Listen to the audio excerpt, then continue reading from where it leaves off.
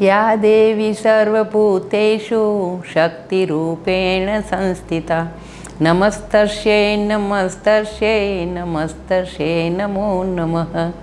નમસ્કાર, હું દક્ષા પાટડિયા ફ્રોમ આતિથ્ય ગૃહ ઉદ્યોગ, ફાઉન્ડર ઓફ આતિથ્ય ગૃહ ઉદ્યોગ. આતિથ્ય ગૃહ ઉદ્યોગવાળી દક્ષાને તો બધા જ જાણે છે, પણ શું મેઇન દક્ષા પાટડિયાને કોઈ જાણે છે તે કે 65 વર્ષની ઉંમરે આતિથ્ય ગૃહ ઉદ્યોગની ફાઉન્ડર તરીકે કેવી રીતે પહોંચી છે? ચલો હું તમને લઈ જાઉં મારી જીવન પથની સફર પર. હા, એક નાના એવા ગામમાં 1961માં જેનો જન્મ થયો છે, એકદમ કહેવાય પ્રતિષ્ઠિત અને સંસ્કારી ફેમિલીમાં જન્મ થયો અને એવો જ એનો ઉછેર. પણ એમાં ખાસ એ ધ્યાન રાખવામાં આવતું કે દીકરા કરતાં દીકરીનો કુછ વિશેષ ઉછેર હતો. એવું નહીં કે એની જોડે અન્યાય હતો, પણ દીકરા કરતાં દીકરી પર વધારે ઉછેરમાં ધ્યાન આપવું પડતું હતું કે એનું ભવિષ્ય આગળ એ તકલીફમાં ના રહે એટલા માટે. તો ત્યારે એવું હતું કે પરપુરુષ સાથે તો દીકરીઓને બોલાય પણ નહીં, વાતચીત પણ નહીં કરવાનું, એકલા ઘરની બહાર નહીં જવાનું, બહાર તો નહીં જવાનું, સ્કૂલે પણ એકલા નહીં જવાનું. હા, અને ત્યારે સાયકલ મળતી હતી ખાલી 10 પૈસામાં 1 કલાક માટે, પણ દીકરીઓને શીખવાની નહીં. કારણ કે એ જો બહાર ફરતી થઈ જાય અને ક્યાંક એનું ભવિષ્ય બગડે અથવા તો કુટુંબની નામ ના બગડે. અને એ ભણી 1 થી 8 ધોરણ સુધી તો એ નાના ગામમાં જ ભણી. 9મા ધોરણમાં સુરત જવાનો સંજોગો બન્યા પિતાશ્રીના સંજોગોને આધીન, અને 10મું ધોરણ પૂનામાં પાસ કર્યું. અને જો ગુજરાતની દીકરી થઈ અને પૂનામાં સારા પર્સન્ટેજ પર પાસ થતી હોય તો સૌને ગર્વ થાય.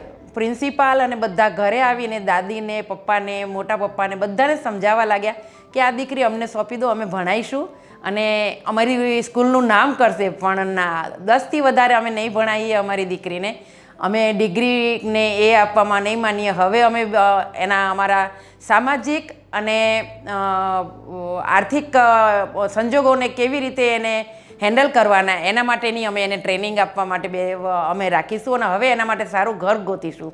બસ આ વિચારી અને વડીલોએ ના પાડી અને ભણવામાં એ લોકોએ આગળ વધવાની મને મંજૂરી ના મળી.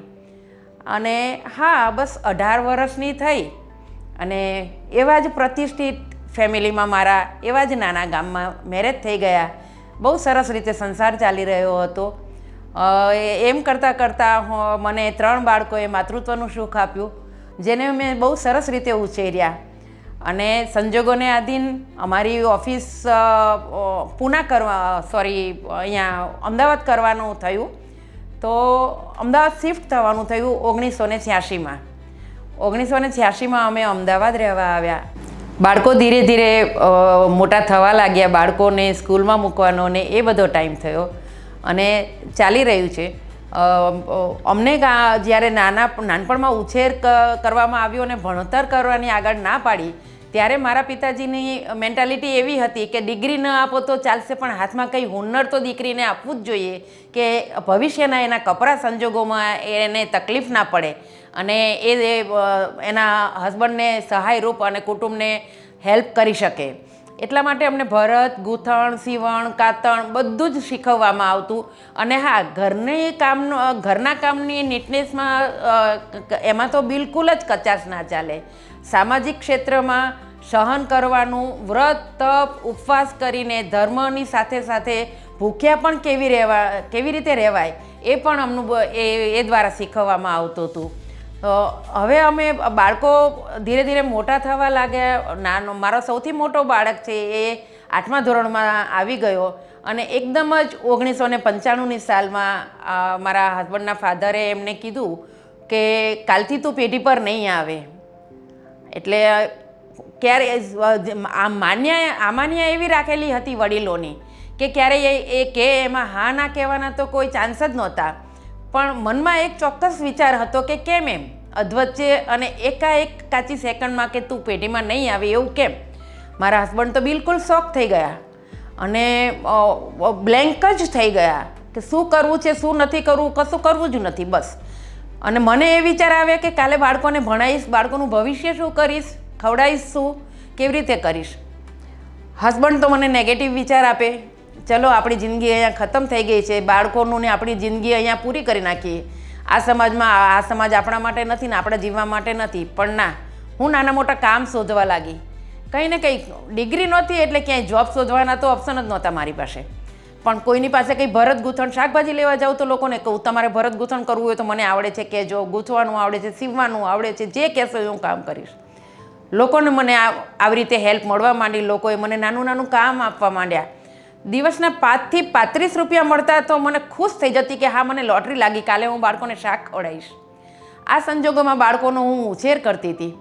અને મારા હસબન્ડને તો કશું આપ્યું નહીં અને એમને તો આગળ કશું કરી શકે એવી મનોસ્થિતિ નહોતી. અને મને કોઈ પણ એમ કે આવા પ્રતિષ્ઠિત ઘરની વહુ થઈ અને બહાર કામ કરવા તો જવાય નહીં. કોઈ જાણે તો આપણી વાત કેવી લાગે, ફાધરનું નામ કેવું ખરાબ થાય.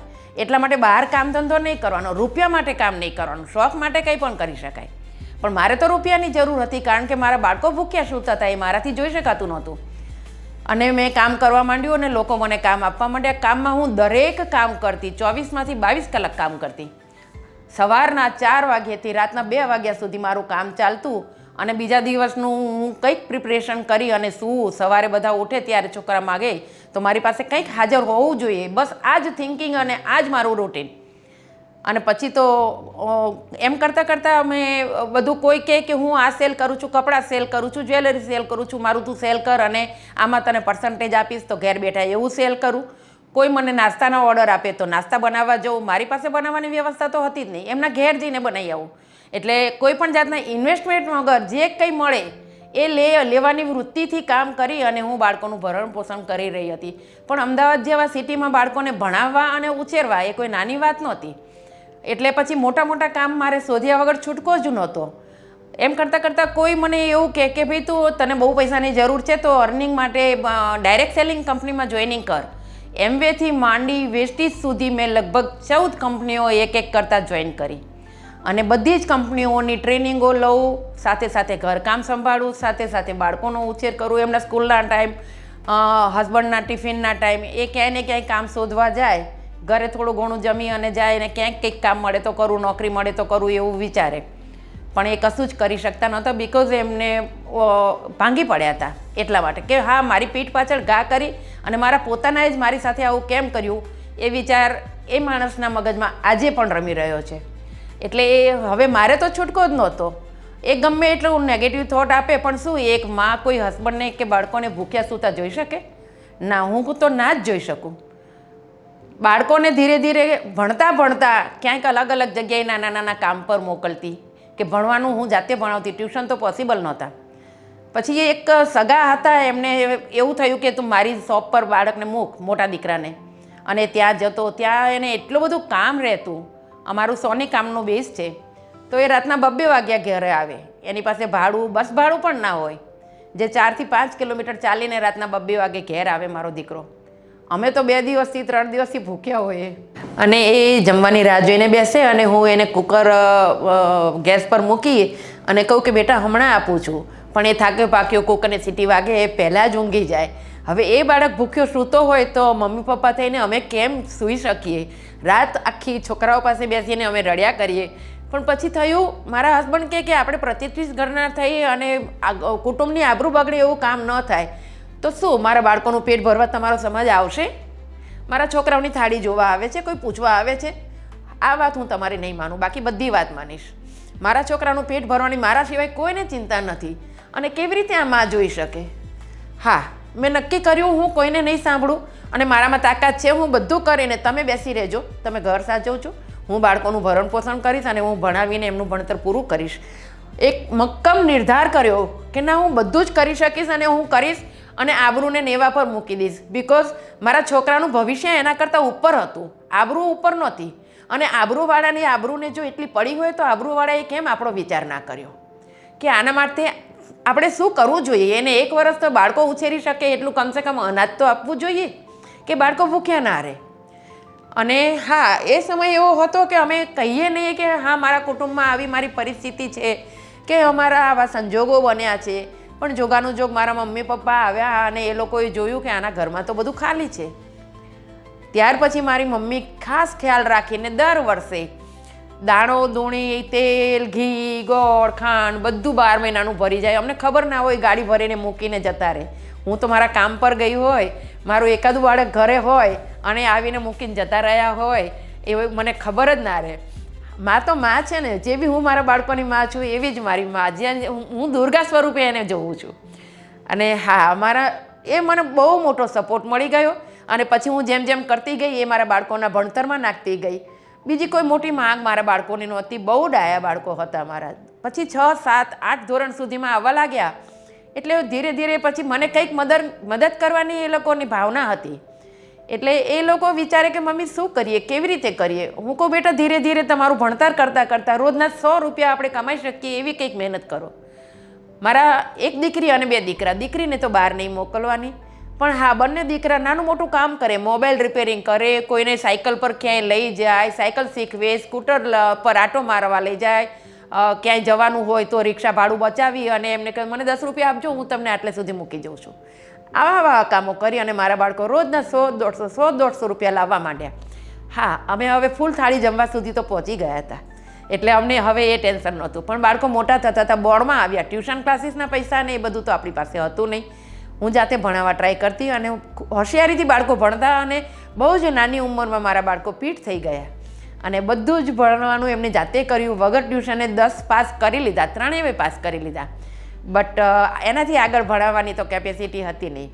અને એ કરતાં મને આ બધી કંપનીઓમાં ને એ બધામાં કરતી, એની મિટિંગોને એ કરતી. અને ત્યાર પછી એમાં કંપનીઓના કામ આપણે ડાયરેક્ટ સેલિંગના કરીએ એમાં એવું હોય છે કે તમારે એચીવ કરવાનું હોય છે. આટલો ટાર્ગેટ પૂરો કરો એટલે તમને આટલું મળશે, આટલું એક્સ્ટ્રા અર્નિંગ મળશે, આટલી ગિફ્ટ મળશે, આટલું તમારું લેવલ અપ થશે. તો એ બધું જ હું એચીવ કરવા માંડી.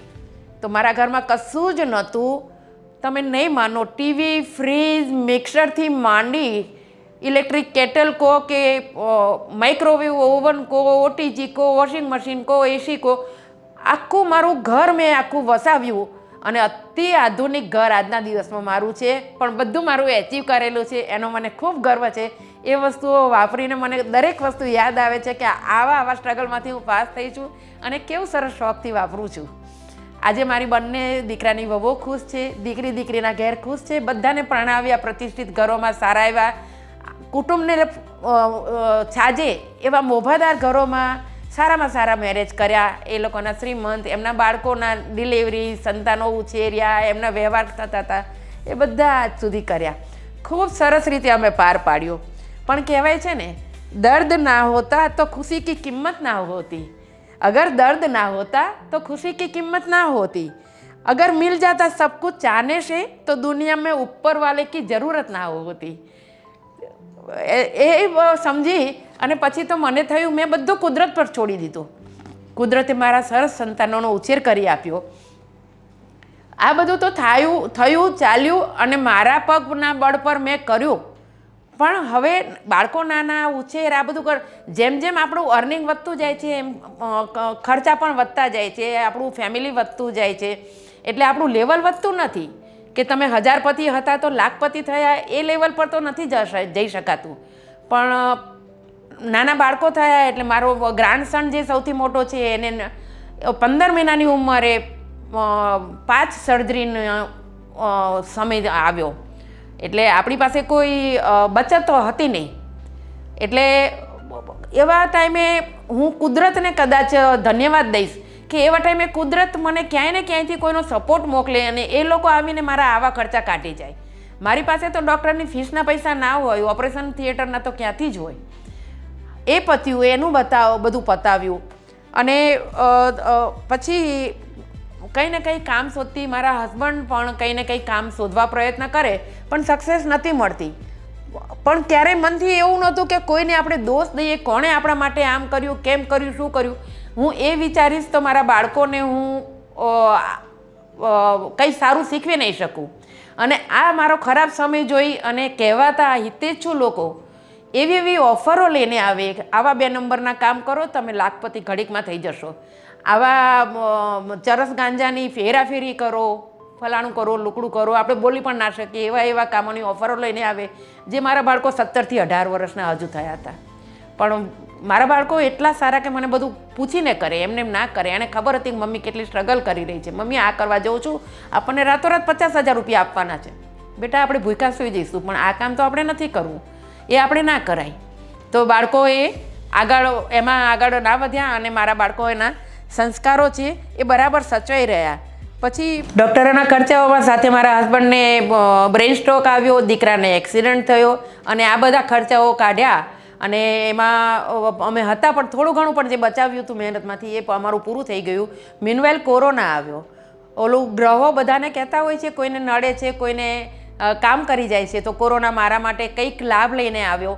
અને કોરોનામાં બધા લોકો જે લોકો મારી પાસે અથાણા વસાણા નાસ્તા રસોઈ કરાવતા હતા એ લોકો યાદ કરીને મારી પાસે ખૂબ બધા મને મંગાવ્યું અને ઓર્ડર્સ આપ્યા. અને લોકોએ એટલી બધી માંગ વધી ગઈ કે જે હું વર્ષે 50 કિલો 60 કિલો કામ કરતી હતી એ હજારો કિલો કામ પર પહોંચી ગઈ.